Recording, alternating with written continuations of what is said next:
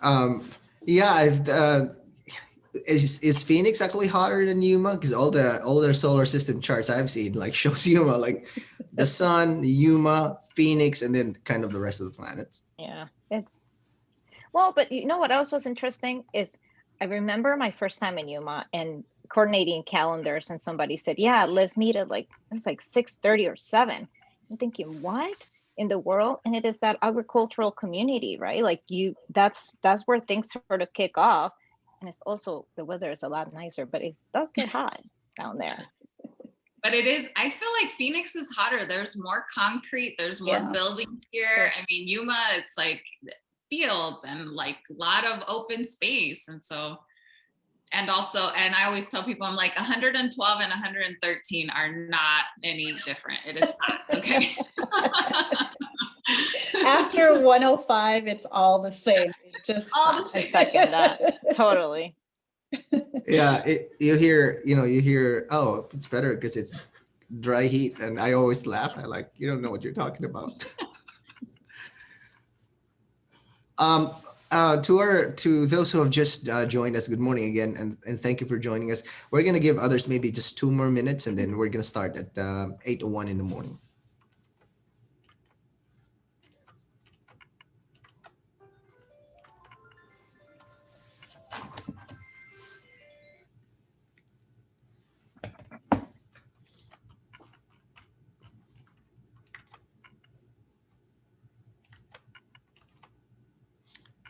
Again, if you're just joining us, thank you for joining us this morning.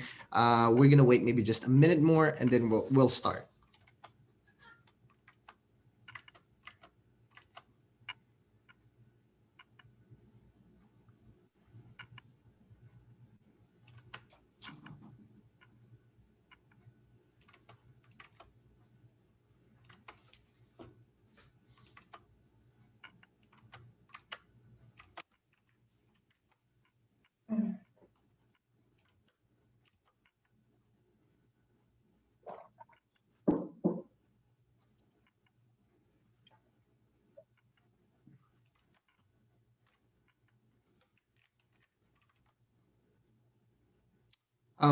It is 8:01 in the morning. I think we are going to start. Good morning, everybody. Thank you again for joining us today. My name is Luigi Del Puerto. I'm the associate publisher. I'm sorry, I'm the publisher and editor of the Arizona Capital Times. Um, and we have a big subject to go through this morning. As you know, the prolonged pandemic magnified challenges to our state's educational system and exposed new ones. Among other things, it really brought to the fore gaps in the achievement between Latino and non-Latino students. So among the questions we will try to get to this morning are what the strategies are to narrow that gap, what resources are available to parents and students, what kinds of systemic changes might be necessary. Um, and we have a great panel this morning. But before that, I want to thank our sponsor for engaging with us this way. Without this engagement, we would not be able to hold important conversations on subjects such as the one that we are tackling this morning. Our sponsor is All In Education, established as a nonprofit organization in April 2020. All In Education is led by Stephanie Para, a fierce leader who is unapologetic when it comes to doing what is necessary to change the education system that has left so many students behind. All In Education is focused on building Latino power and influence across the boardrooms and classrooms in the state and ensuring that all students have access to opportunity and justice. Um, as I mentioned, we have a great panel this morning. Joining us is Superintendent Kathy Hoffman. Superintendent Hoffman is the State Superintendent of Public Instruction, and she was elected to the position in 2018, and she assumed office in January 2 years ago. She has spent her entire career working in public education, first as a preschool teacher and then as a speech language pathologist. She began her career in the Vail School District in southern Arizona before joining the Peoria School District.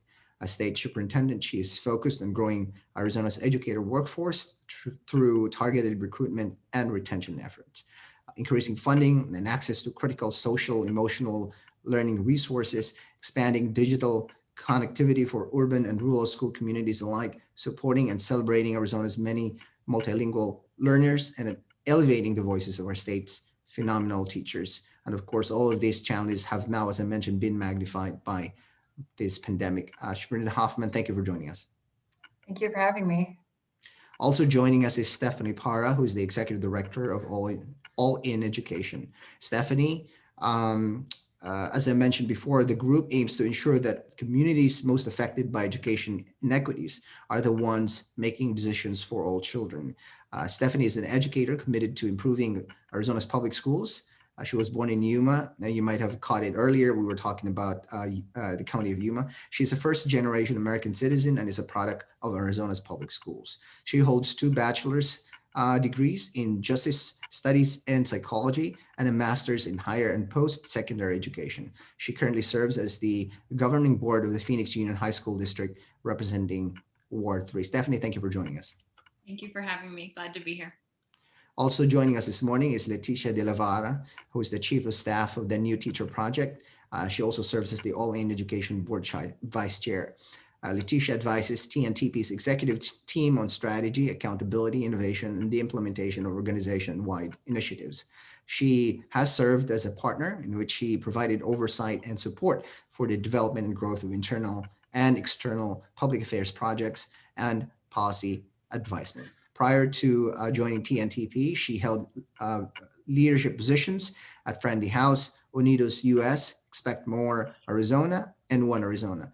In those roles, she worked with elected officials, community-based organizations, various leaders, business chambers, universities, and state and federal entities to meld policy with programs and enhance opportunities for historically marginalized communities. She currently serves as a governing board member of the ACLU of Arizona, the AC Hispanic Chamber of Commerce, Chicanos por la Causa, and as the representative of the national ACLU. Leticia, thank you for joining us. Thanks for having me. Excited to be here. Also joining us this morning is Adriana Murrietta, who is the Executive Director of Ferris Foundation. She also serves as the the All In Education Board Secretary and Treasurer. Adriana has spent more than 10 years working to improve education for Arizona students. She is a former director of multicultural community engagement at Expect More Arizona, where she led the organization's statewide outreach and mobilization efforts within the Hispanic and Native American communities. And she also served as a spokesperson and point of contact for Spanish-speaking media. She began her career in education as a member of the board of the Unitarian Universalist Early Education Cooperative Press School in Paradise Valley. She led the press school as interim director, managing state compliance and deficiency elimination initiatives. Adriana expanded her role in education advocacy and policy as the operations and development manager at Stanford Children Arizona, where she managed partnerships with Latino organizations, led volunteer outreach efforts, and oversaw events and grant writing. Adriana, thank you for joining us. Good morning, everyone. Glad to be here. Again, thank you for joining us, to our audience and to our listeners. We would love for you to send in your questions, and we will try to get to as many of them as we can toward the end of the program. You can send in your questions via the Q&A chat box or the chat box itself. There are 2 places here in which you can ask questions. I think I'm going to start by going to Superintendent Hoffman. Ma'am, last time, we've had a series of morning scoops focused on education, but last year things were pretty dire. We were dealing with access to, Wi-Fi, computers, problems with the transition within the family, parents working from home or not having work at all. And of course, throughout the months, we've seen tragedies with hospitalizations and even death. Where are we at this point? Thank you, Luigi. It's really challenging to sum up what this year has meant for Arizona and for our schools. Reflecting on the past year, Arizona was really not equipped or prepared for all of our students to be learning from home. The digital divide caused a lot of inequities in our state, and it continues to be a struggle for many of our families, both in our rural communities where they don't have the broadband infrastructure, to our urban areas like Phoenix and Tucson, where affordability and access to high-speed internet continues to be a challenge. Our communities, and especially our school communities, have endured a lot of trauma in many different forms. the trauma of losing an educator or a school community member, a family member, the mental health challenges that our students and educators have experienced from not having the stability of being in our classrooms, not having their friends, not being able to connect with their teachers and friends in the classroom, and then going back and forth between distance and in person, and that has caused a lot of challenges as well. There's a lot of fatigue. And I know that everyone is looking forward to the day when things can be back to normal, but we're just not there yet. We know that COVID-19 has not been eradicated from our communities, but we have learned so much over the past year, and we have strong mitigation strategies. We have, the mask mandate for all of our schools, and with the recent CDC guidance, we're aiming to support our school communities in any way we can. So as of now, about half of our districts and charters are open for some sort of in-person learning, whether that's hybrid or 100% in-person learning. So for the ones that are still in distance learning, again, many of these communities are communities of color that have been disproportionately impacted by COVID-19 and the trauma that they have endured. So there's no light switch that we can just say, okay, we're ready for everyone tomorrow, but we can help with a gradual, little by little transition to build up that trust and to make sure that our classrooms are safe and that we have all the precautions and mitigation strategies in place. The research points to prioritizing early education, the K-8, as well as prioritizing vulnerable groups like our students with disabilities, students who need mental health supports, students who need English language learning services to make sure that they can access the curriculum. So we're doing everything we can to be a support and to take steps forward. And the last thing I'll mention is it is very good news that Arizona prioritized educators and school staff for vaccines, because that does help with making our school communities safer for in-person instruction. Thank you for that update, Superintendent Hoffman. I think one of the things you mentioned is going back to some kind of a normal. I want to ask Leticia, when you hear the word go back to normal or some kind of a normal, what comes to your mind? What is that to you exactly? What does kind of normal look like? Yeah, well, that's an interesting question, because as a person who was formerly a Latina student, currently a Latina mother, I don't want to go back to normal. I think, if nobody on this panel will disagree, normal wasn't cutting it either. And this is a really unique point in time where not only do we have a pandemic that has caused us to pause, we also have, as a country, a racial reckoning that is causing us to pause on what is that student experience and what could it be as we prepare to enter into a new chapter of our society. Normal previously meant not really thinking about the differences between a teacher's experience and a student experiences. Normal used to mean everybody needs to compete for resources. We have an opportunity to change that. So I actually want to push us to think, what should be the new reality? What should be the new givens? What should be the new opportunities for our students, rather than a desire to return to normal, because normal wasn't cutting it. The folks on this panel are in the roles that they hold because they fought against that normal. And I'm thinking about how could we reinvent what that student experience could be. I want to ask Adriana, I can tell you in my experience that my kid he's 9 years old, by the way, he's in 4th grade. He's struggling. I can see his grades kind of seesawing. I've seen his grades drop, nosedive is the accurate description of it. And, remote learning has been rough to him. I know of other children who are doing well or not as bad as he is, but, he's struggling. I want to ask Adriana, I know you have children. Do you have one or do you have two kids? Or I have three? two. Two kids, yeah, that's right. What has been your experience? Are your kids back to school in person at this point? My kid is not. He's been remote learning the whole time. Well, I have two kids. One it's 3, and for us, the concern with her was really that social interaction. She was the only child at home, or older child is she's a freshman in college. So for the little one, our biggest concern was how do we get her to see other kids? And so we're very, very fortunate. We have the resources. And so we're able to create a little micro school with 2 other families. So she gets out of the house and sees other kids twice a week. It is still incredibly challenging. And for our 18-year-old, it was the transition from high school into college that was terribly hard. We struggled with the decision to send her into the dorm. But for her mental well-being, we had to, right? 18-year-olds are not fans of sitting at home with their parents on a Saturday night. So I just feel that if parents were just empowered to do what is best for their kid and not what other individuals impose on them, if parents knew that they have that opportunity, that they have, and they have the knowledge on how to navigate those opportunities, then we would be in a better place, which is why we are so grateful to All in Education, right? We're figuring out what it is that those parents want, and then empowering them with the information that they need to make those decisions. And thank you, Adriana. Yeah, 18 years old kids, they want the college experience, right? They want to be in a college community, being with friends, and not with parents. Sorry, but it's kind of, it is what it is. Stephanie, I want to ask you, what are you seeing? I know you did a survey last year trying to hear from the community and listen to what their concerns are. And as I mentioned earlier, back then, the situation really was dire. What are you seeing at this point?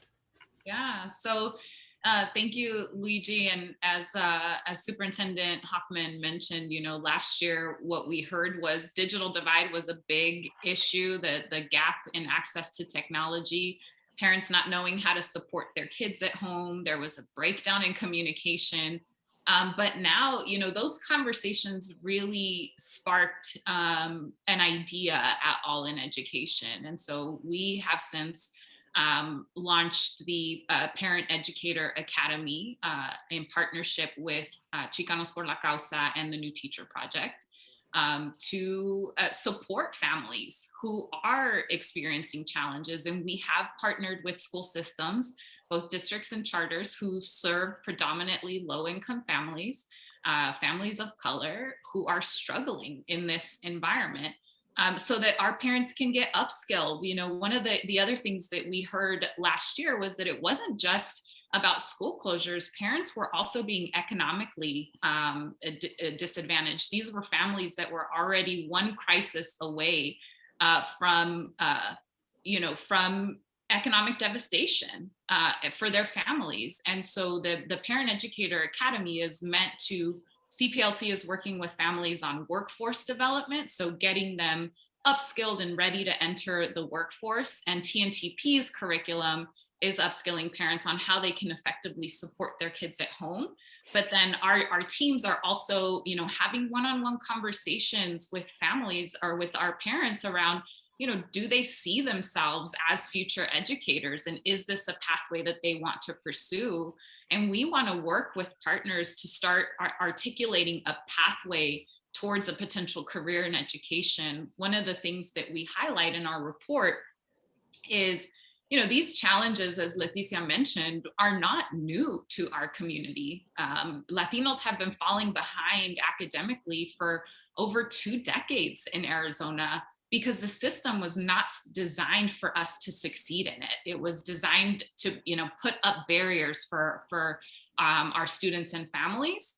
And so we have to dismantle those barriers, and we have to ensure that all students have access to opportunity in our education system. And so that's the work of All in Ed. And, we believe, our theory is that we need more Latinos in our classrooms and in our boardrooms at a local and state level. And so the Parent Educator Academy, we think, is a way to strategically start to diversify the teaching workforce in Arizona. And also, if some parents, we had one parent who said, she's really empowered right now. And she is thinking that she wants to join a parent group. And we've told her, like, hey, if there isn't a parent group at your high school right now, we're going to help you start one. And we want parents to have community with each other. And so we're already seeing leaders in our cohorts as well. Thank you for that, Stephanie. I want to go back to Superintendent Hoffman real quick. Ma'am, how, do we know what the percentage of teachers right now or educators right now that have already have been vaccinated or at least gotten the first dose? Unfortunately, that has not been tracked by ADHS, so we don't know exactly how many educators have been vaccinated up to this date. I do actually want to jump on really quick to add on to what Stephanie was just saying, and when we're talking about dismantling the systems, I think we should be really clear about what some of those policies that we need to dismantle are. So, for example, Arizona continues to have the English only policy in place, which was put into law about 20 years ago. And we have a real opportunity this year. It seems to have strong bipartisan support in the legislature so that it could be on the ballot for voters to vote on next election in 2022. So that's something we need to continue to be educating everyone about in our communities to make sure that we can get that on the ballot and get it repealed, because the English only law has, for the past 20 years, has been systemically segregating especially Latino students who are multilingual by having them in a separate classroom from their English speaking peers. And so I know even Lisa put in the chat, I'm peeking ahead to the questions of what does that look like of having schools set up in a system in which Latino students can thrive. One way we can do that is by creating pathways for them to be in bilingual immersion programs rather than saying that our students who speak Spanish at home need to be in a separate classroom away from their English speaking peers. We should be in recognition that being bilingual sets up students for success and for both for career success, for social emotional success. It helps with learning other academic skills by being bilingual or trilingual. It actually can enhance your academic skills in other areas. So these are some of the systems that we need to dismantle here in Arizona. And thank you for that. Just a quick follow-up. The reason I was asking about COVID-19 vaccination among educators is that I believe what's only about 15% of schools, I think you mentioned earlier before we went live, actually have an in-person or are going back to classes in person. I wonder, I know you mentioned that you might have an announcement at some point this week to try and really help the schools transition to in-person learning. Can you give us the broad strokes of what the department is thinking of doing? Yeah, we're approaching this in a couple different ways. One is, we recently received the new CDC guidance that's helping us put all the research together on what are the best policies for safely reopening schools. So first, we want to make sure that our department is communicating and disseminating that information in English and in Spanish in ways that can be easily understood by families, by our teachers and school staff. We really want to make sure we're serving to help to disseminate that information. Another way that the department is helping to support our schools with reopening is by allocating the new ESSER funding, which is we just received the second round of CARES Act funding. And so we're in the process of allocating an additional $1 billion to our schools. And the majority of that is being allocated out through our Title I formula, which is really good news because by the federal government using the Title I formula, the dollars are being directed towards our students and school communities that need it the most. It's using poverty data to determine where those dollars are being directed towards. So our department is responsible for the allocation as well as providing guidance on how those dollars can be spent. And it's really intended to be for COVID relief and recovery. It's not sustainable funding. It is one-time funding. So it's meant to be in addition to our state budget for school and education funding. But it is also a great opportunity for our schools to be receiving this supplemental funding from the federal government to help with their COVID relief and recovery. Thank you for that.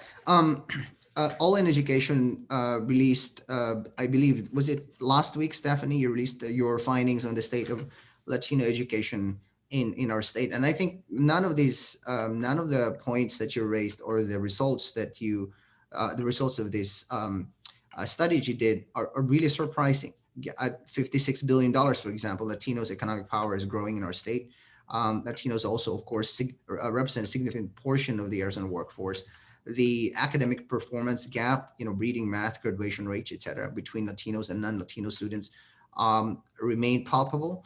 And as I mentioned earlier, nearly half of Arizona's K-12 students are Latino, while only 16% of the workforce is. I guess, Stephanie, I have two questions for you. Just very briefly, do we understand what's causing this gap? And I guess, the more important question is, what are the potential solutions to narrow it? Yeah. So we, as we highlight in the report, we think that this has been a lack of really listening to the community. I think for a long time in Arizona, decision makers and state leaders have viewed the Latino community as a problem that needed to be solved rather than an asset that deserves investment. And so we have to start viewing the diverse nature of our entire community as a state as a valuable asset. We are bilingual, we're bicultural, we're resilient, we are entrepreneurial. And we are a hardworking community, and it is a testament to those of us that have succeeded in a system that wasn't designed for us to be successful. But we're still we kick and fight and scream and punch our way through the system. But it shouldn't be that hard. Like, the system shouldn't be set up for us to fail. And so, in the report, we also highlight there's a timeline of policies and that have been passed in Arizona. As Superintendent mentioned, the English only law was Proposition 203 that was passed in 2000 by voters, and completely dismantled bilingual education in the state. It was sold to voters as this is the way for Latinos to actually achieve the American dream. And that message resonated with voters at the time, but the reality is that it's done more harm than good for our community. English learners are graduating at 47%, I think in the report we say. We also are not passing state assessments the way that we should be. And so we have set up an entire population and community in Arizona to fail. And we did that by design. And so we have to confront history and be really honest with the historical context in Arizona, and come together as leaders and say, that was wrong. And we need to do right by all students moving forward and create policies and solutions that are truly going to provide opportunity and justice for every single student, regardless of what zip code they live in, and where, what zip code or what their race or ethnicity is. Every single student deserves investment and should be viewed as an asset in the state. I want to go to Leticia. Ma'am, when you hear, systemic problems that, as Stephanie mentioned, might have been set up to put up barriers, for example.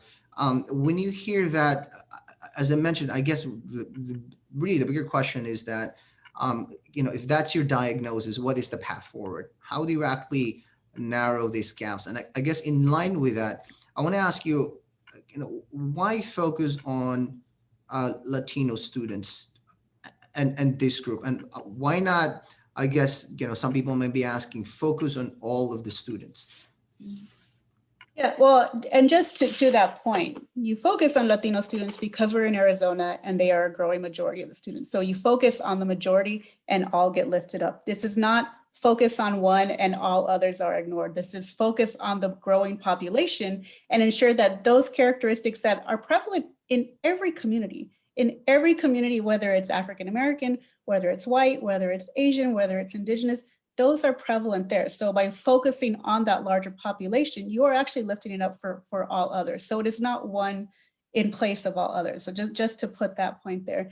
And to address it, it's actually multi-pronged. At TNTP, we've been looking at this even, I would say 5 years ago, we had a personal reflection. What are we doing that furthers these inequities? And we actually looked at because for those who don't know TNTP, we're a national nonprofit that works with superintendents and teachers, actually the whole school structure system to ensure quality teaching at every step of the process. And we also have a full research arm that looks at the state of education, put out research papers along the way. So we assessed what we were doing and how we were contributing to it. And we've actually reassessed all of our teacher training programs to take into account culturally relevant teaching, to address issues that we were seeing as we recruit teachers. What were we doing to further exacerbate that we had a broader pool of white candidates than Black or Latino candidates? How were we furthering those inequities? And it caused us to pause both in our approaches to recruitment, in our approaches to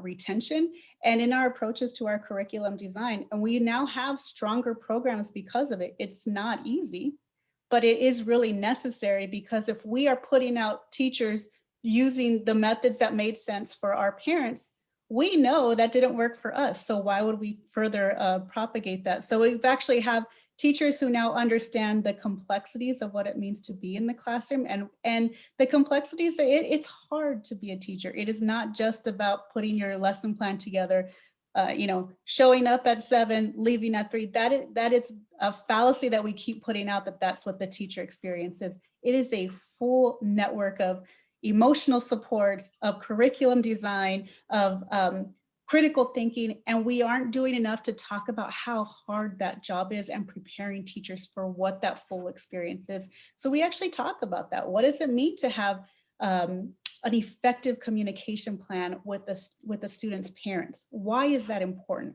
What are you coming in with in terms of biases and expectations of the students that sit in front of you? Let's sit back and understand why you're coming into it with that space. Does that mean that you are inherently bad? No, it's socialized into you. So let's talk about why that is.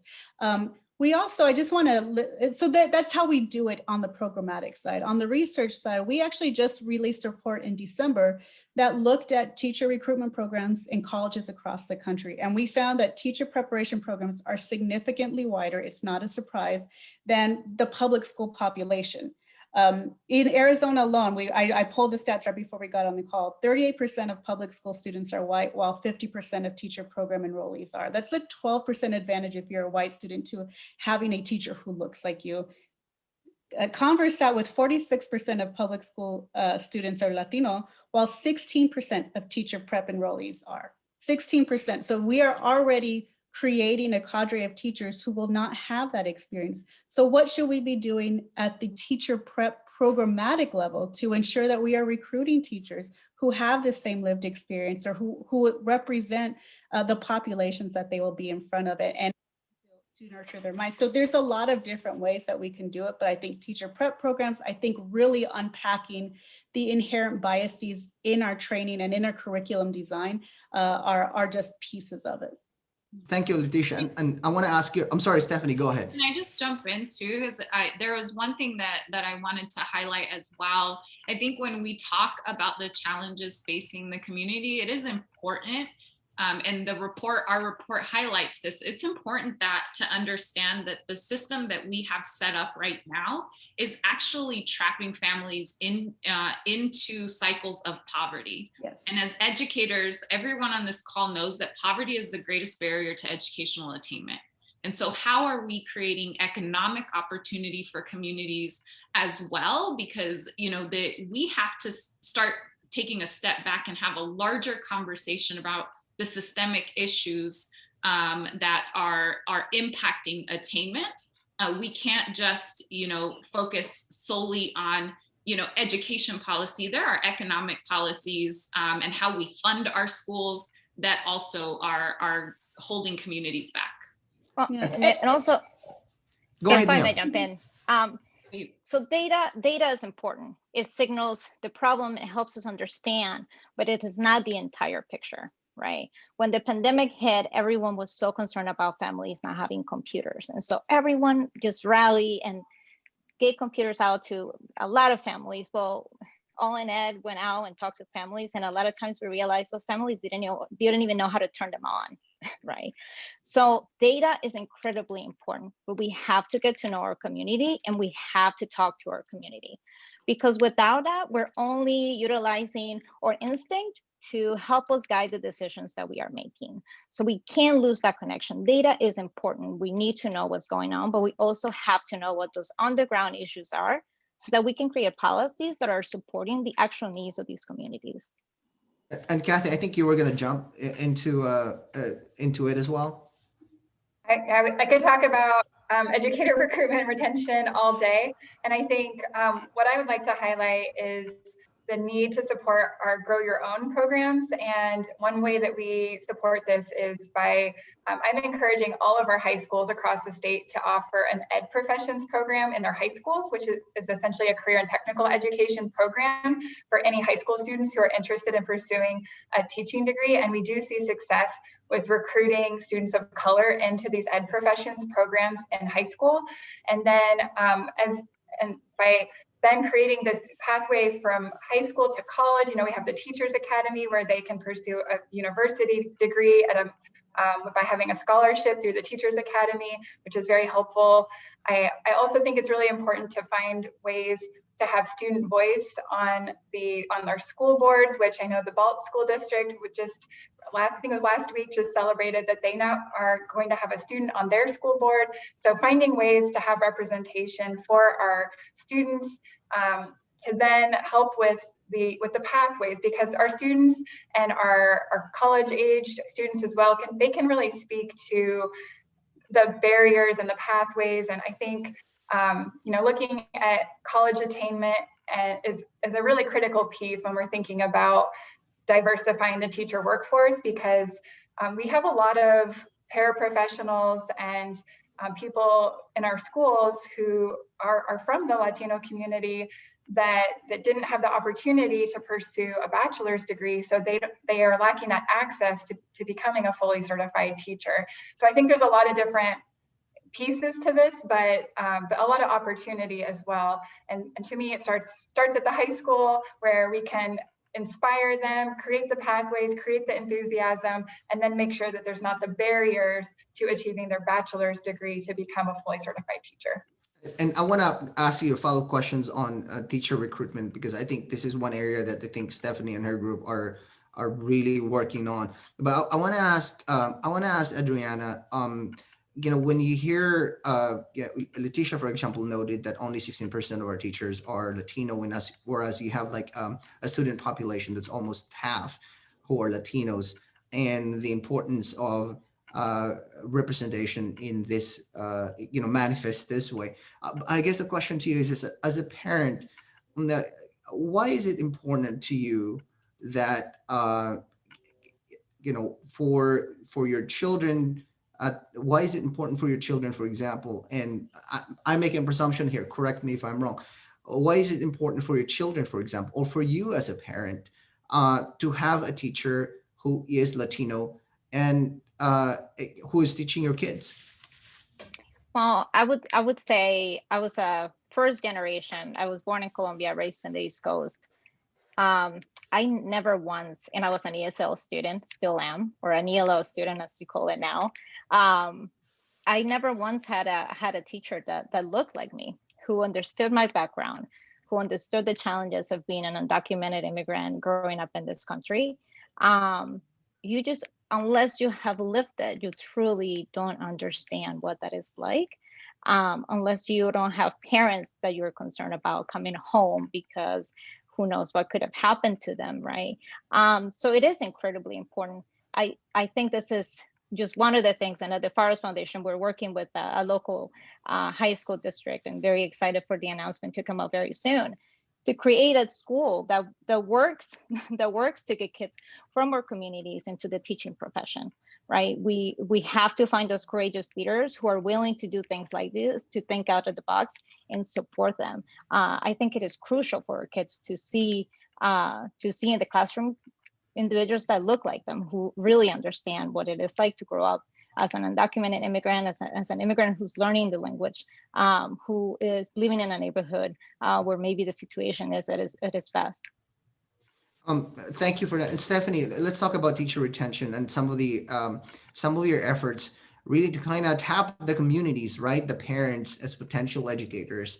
And I guess let's start with the Teachers Academy. What is it exactly? What are you trying to achieve? Yeah, so the Parent Educator Academy is kind of taking this idea of a grow your own model that Superintendent mentioned and that Adriana talked about, but putting it into the community and providing that opportunity into the community. You know, we think that there is a way for us to, you know, change how we think about family engagement and really make it engagement that empowers parents to be more involved, to see this as a potential opportunity. And so the Parent Educator Academy was designed in a way to, you know, to really meet the educational needs of students and families right now in this distance learning environment, to make sure that parents know how to provide reading intervention support at home, how to support with math instruction at home. But we also want to, you know, potentially for the parents that are interested from our first cohort, how do we support their pathway towards the Teachers Academy? Some of them will need, you know, assistance with getting a GED, getting English language development, having access to those resources. And that's where our partners at CPLC come in. And we want to work with post-secondary institutions. We want to work with local community colleges, with our public universities, because we think that we have to redesign, and build strategies that will get us to a more diverse teaching workforce, which absolutely matters, as Adriana mentioned, for all of the reasons that she mentioned, but also just to give kids role models and when we think about retention, these parents, it is their neighborhoods. Guess where they're going to go back and teach? In their communities where they live. And so they're going to stay there and they're going to work on improving that community as leaders in the education field. And so we think this could be a really effective strategy that we're excited to continue to grow and develop. And also, I guess even more fundamental as well is the fact that we just have a teacher shortage, right? We have an acute teacher shortage in the state. Anecdotally, I know that a lot of this pandemic has, for example, exacerbated those problems. And I think, Stephanie, just really quickly, you mentioned before that you actually have parents in the community or just members of the community who might have a teaching degree or certificate or something similar from, let's say, their country of origin, Mexico, for example. And maybe then we can tap those parents, like find a way for them to get into a pathway toward potentially becoming educators. Yeah, absolutely. So we do have, we're working with San Luis High School, which is a border town community. Several parents are highly educated in Mexico. So we are working with CPLC to try and figure out how do we get their degrees recognized in the States and then upskill them from there, because they do bring a lot of talent and a lot of potential to that community. So, why wouldn't we, again, view them as an asset that deserves investment so that they can make their community stronger? And Leticia, I want to just add a little bit. Yeah, I want to add a little, because what Stephanie hits on is so important. And when we talk about Latino education, we always come from such a deficit lens, like what needs to be fixed, what needs to be saved, what needs to be solved. What she's talking about are folks who are already here, who have skill sets that we aren't even beginning to tap into. The economic driver of that should not be missed. Like the opportunity for us to invest in folks who have already invested in Arizona by calling it home, who have decided, like, no matter how hard it's going to be, this is where I belong and this is how I'm going to contribute. We are really missing an opportunity to invest in them and strengthen our state, for them to be in the office, for them to be a part of the communities that they are already entrusting their children to be a part of. Like, for us to not talk about the long-term benefits of that is a real opportunity for Arizona. And in addition to that, that's the immediate, that's the now. Investing in their children in the classroom means we're investing in our workforce. So when people ask, well, why focus on Latinos? Why not? That is our future workforce. We need to ensure whoever is in our state has the opportunities to succeed. And I just really want to underscore what Stephanie's saying, because it is not just about educational empowerment. It is about economic opportunity, both in the immediate and in the future generations who are coming through our classrooms now. And Stephanie, I think you will chuckle at this, what I'm about to say next, but this is such an outside the box thinking. What I'm hearing from from the panel members, like really thinking outside the box, thinking, beyond the confines of, I guess, tradition, and finding ways to really innovate. I mean, the idea of, Kathy, you mentioned the idea of, trying to identify students in at the high school level, and putting them on a path toward becoming educators. Stephanie, the idea of tapping resources and professionals who are from another country who are here, they might not have a certificate, a teaching degree or a teaching certificate, but tapping them to teach, really are kind of pushing the boundaries here, if you will. Am I hearing this one right? Is my assessment here correct?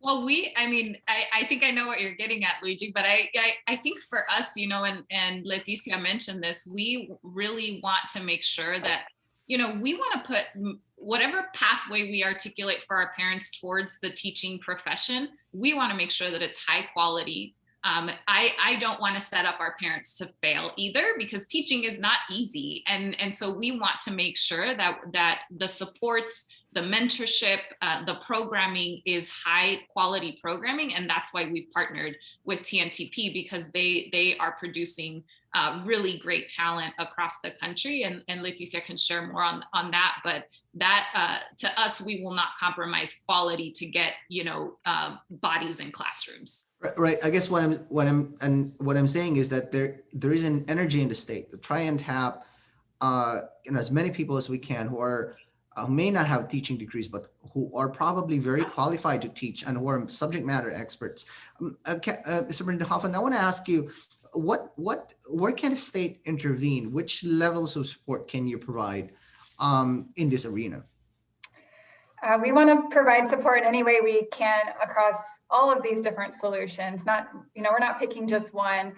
When I took office, I saw educator recruitment and retention as one of my top priorities for Arizona, since we do have such a severe teacher shortage.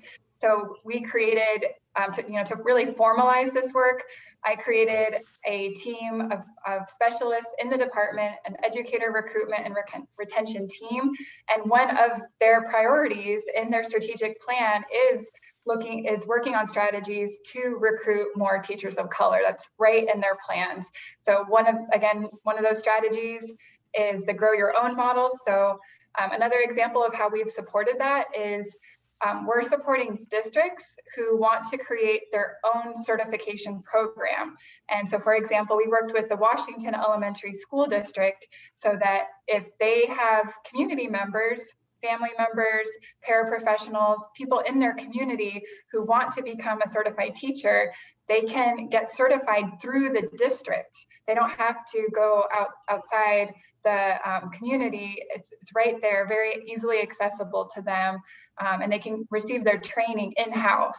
So those are I'd like to see more of that around the state, especially in our rural communities. When we talk about San Luis, Nogales, places where we have bilingual communities, would love to see more of these types of grow your own programs in place so that they can address the teacher shortages in-house and recruit straight from the community, and particularly in these parts of the state that are predominantly Latino.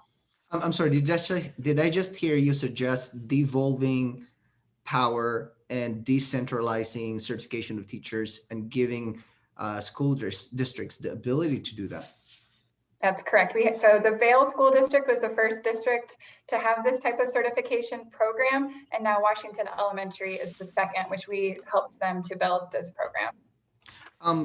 Adriana, when you hear all of these ideas, Particularly the idea, for example, of devolving teacher certification and Sir Safan, am I wrong to say that's quite of a radical idea? Am I mean, it shouldn't be. Outside, maybe a little Innovative. innovative. We are being Okay. innovative. We are dismantling the systems that are holding back our communities. We are moving forward. We are thinking outside the box. We are going straight to the people and taking away the barriers that are getting in the way of the achievement of Arizona as a state. Adriana, sorry, go ahead, ma'am. No, I mean, I don't disagree with radical or whatever we want to use. If it means it equals great resource for our kids, right? At the end of the day, I think as a funder, it is our job to identify those opportunities and then encourage those leaders to just go for it. As Stephanie knows this well, we have been in talks with Phoenix Union High School District to create, something you hear about in the near future. We want these things to happen. We have not just a shortage of teachers, but also I think with this pandemic, we realize that our kids are going to need a lot of help, a lot of help getting caught up. And we just don't have enough hands on deck right now to be able to support them. So if we have community members and starting with parents, who are able to fill in those gaps, and how do we make that happen? And as funders, as philanthropists, it is our job to incentivize that creative thinking. So, and I think I used the word radical. I deliberately used that word just to kind of keep it real, if you will, because I think what I'm really hearing are like, really outside the box thinking, really innovative ideas, but really outside the bounds of traditions as well. So I want to ask you, if I am a parent, and let me back up a bit. Like I'm grateful for my job because I can work from home and I can kind of homeschool my kid from obviously from home as well. um, and I only have one child, so I'm not having to distribute the resources or reallocate resources, for example. But I know there are parents out there who have more than one child, who are having to who don't have the ability to work from home. So they have a lot of questions about resources, have a lot of questions about help. They have a lot of questions about, all right, I'm just really struggling. My kid's struggling, I'm struggling. What do I do? What do they do? Who do they call? What are the potential resources that are out there for them? I guess I'll start with Stephanie. Yeah, so we at All in Education want to be a resource to the community. And that's why we've been doing a lot of outreach into our community. For parents that are interested in participating in the Parent Educator Academy, we are hoping to have enough partners that will be able to scale this program significantly for the following school year. But potentially even we could consider, given resources, we could consider doing something over summer. If our partners have the capacity and we get the funding support that we need, to get parents ready for that academic year, that will be coming in the fall. So we really are, for parents that are interested right now, they can go to our website, allInEducation.org, connect with us to learn more about the Parent Educator Academy. And again, we want to be a partner, a trusted partner in our community, because that's what it's going to take for parents to move from, in our community, parents tend to trust the educational institution sometimes too much and to a fault. As if they don't know it, they don't understand how the system works, so they don't question the teacher, they don't question the principal, they don't ask for additional support or resources. And so for us, we want to empower our parents to ask for help when they need it, to be connected to the teacher, have a relationship, and really see this as a partnership. The education of your kids should be a partnership between parents and educators, a working, productive relationship, so that kids can be successful. And so we're working to build trust in our community, so that we can work to build trust within, educators and parents. Kathy, I'm sorry, Superintendent Hoffman. where do parents go to? Who do they call? What's the step for them that they can take? I do think it is helpful for parents to reach out directly to their schools first, but if they're not receiving the information they need or they're having any trouble accessing the information they need, they're welcome to reach out to the department. We have an email set up for constituent services, which is questions@azed.gov. So that's, or they can call into our constituent services line and ask questions. We do get a lot of questions from families with all types of education questions. So we're happy to try to field those as best as possible.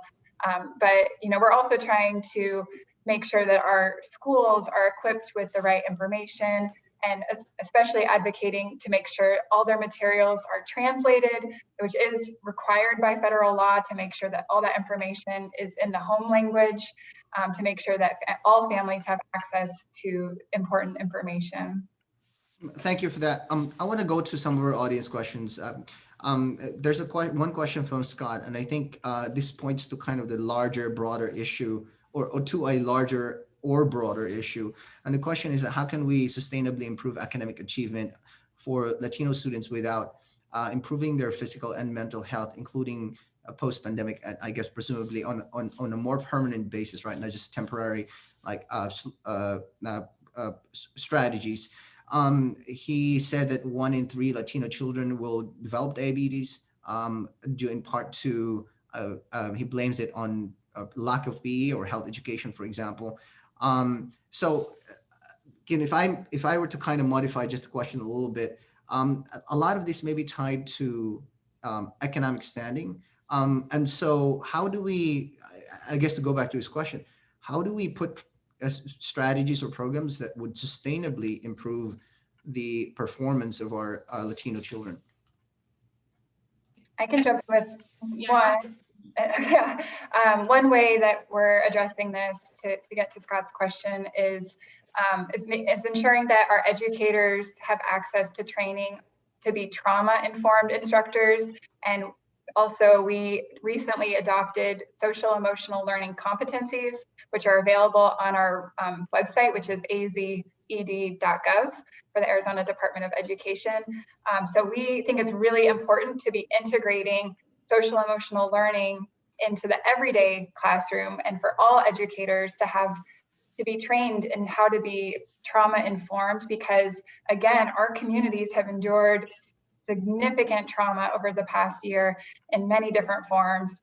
So that's one way that we think is really important to address it. And I think, I'm sorry, Stephanie, were you going to say something? Yeah, if I can just add, real quick, yeah. Yeah, if I can just quickly add, and I mentioned this earlier, our system is currently funded by predominantly by local property taxes.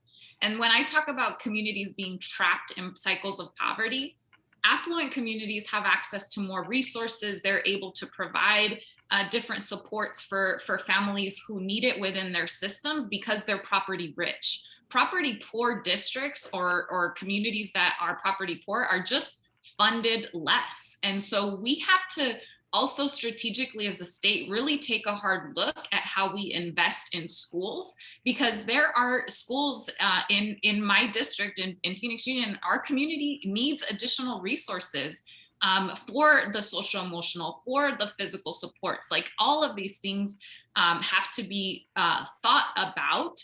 And at Phoenix Union, we invest heavily in social workers, community liaisons, et cetera, for all of the reasons that were just discussed. Other districts, K-8, might not be able to afford it because they have less of a property tax base. So we have to just have a smarter, more thoughtful, strategic conversation around how we invest in schools and how we're ensuring that all students have access to those to resources. I think this question, is for Leticia or Adriana. What can we in the community through our networks do to directly help schools and infrastructure? I guess I'll start with Leticia. Well, I mean, that's a big question. So, right, what you can do is just find out what's going on. And how many of us have attended a school board meeting when we don't have kids or when we're not bothered by something? Like just showing up is eye-opening to know what's going on, to know what's being discussed, to know what's important to that school board who is making decisions on that will impact not just the kids in their classroom, but to Stephanie's point, the whole neighborhood, the whole community, because where goes the school, so goes the community. So just showing up is important, and then understanding what is driving and asking questions as a community member. What is your approach to culturally relevant teaching? How many of your administration represents the student population? Like, what are your demographic goals? What are your leadership goals to be representative of the students that you serve? And how are your teachers being supported? Asking those questions as a community member really is eye-opening, and there's no reason why you can't. There's no reason why you can't be involved, because it is your school too. Whether or not you have a child there, you should still know what's going on there, and asking questions to make the schools just pause. Like, are we doing enough? Are we hitting the markers we've set for ourselves for our kids? And are those markers really impacting kids in a way that matters to them directly? I think always centering any decision on how this will impact the child, not the district, not the superintendent, but the child, because they are the ones who have the least say, just because they are not voters yet and they are not adults yet. But really centering from that vantage point can be eye-opening, and hearing those answers. Actually, no, none of our teachers are 85% white, and our student population is 78% Latino. We've actually never thought about that. Thanks for asking. Like there are little things we can do, but we also have to, it's not just at the district level. It's not just at the school level. Like, we need to be engaged at the legislative level.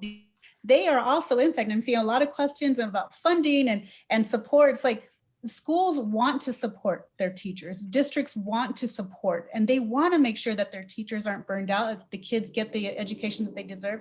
But there are other forces at play. How our legislature prioritizes education cannot be understated. And we are not prioritizing education. We are not prioritizing our children in the way that they deserve. And we should be embarrassed about that. We should be ashamed about that. And we should be calling our legislators to change that. I think we only have room for one really quick question, and I guess this is more of a statement and not really a question, but this comes from Joseph. Can you talk about changing demographics and how Arizona as a whole and as a state will benefit by improving educational outcomes for Latinos in regards to workforce and economic development? And he goes on to say the key is looking at education as an investment, not simply as another expenditure. I want to pose this question to Adriana as a parent, as a funder, and of course, as a Latina as well. Well, I think Stephanie mentioned it earlier, and is this deficit mindset that we have created around Latino students and educating Latino students, without ignoring the fact that we are an economic force in this state, and we will continue to be, and we will continue to grow. As a parent, I know my children will be contributing members of this society. I want our kids, all kids, to succeed. We can't ignore that half of the kids sitting in our classrooms are coming from communities that are not receiving the best education. So we have to rise to the occasion. We have to stop thinking about these students as a deficit, and we have to understand that in order for a state to flourish and to continue to succeed and to do better in the future, we have to invest in them. It just isn't a choice. And with that, I'm sorry, yes, go ahead. Yeah. Real quick. So one thing I always share with people, Phoenix Union's demographics are 10 years ahead of the city of Phoenix and 20 years ahead of the state of Arizona. We're 82% Latino, 90% students of color, 77% of my families qualify for free and reduced price lunch. We have to change the economic opportunity for this population if we want Arizona to be economically well positioned in the future. We have to start prioritizing our community. Stephanie, thank you for that. Adriana, thank you for your time. Leticia, to you as well. And of course, Superintendent Hoffman, thank you for being so generous with your time. I want to thank again All in Education for sponsoring today's discussion. I hope you learned you learned some today. And to our audience and to our listeners, thank you for spending the hour with us. And with that, as I should say, try to have fun for the rest of the day. And goodbye for now. Thank you again, and see you next time.